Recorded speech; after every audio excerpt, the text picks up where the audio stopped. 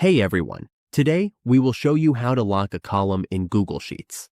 Whether we want to protect important data or prevent accidental edits, this guide will help. On the Google spreadsheet dashboard, all we need to do is select the column we want to lock.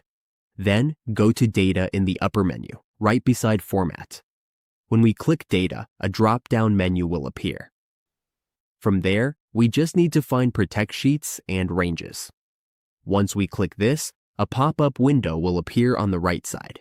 Here, we can add a description, like Locked for Me, and then click Set Permissions. If we want, we can choose to show a warning when someone tries to edit the column. This is up to us. Once we are happy with the settings, we just need to click Done.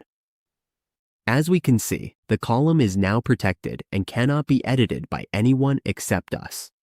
This is a simple way to lock and protect specific columns in Google Sheets using the built-in Protected Ranges feature.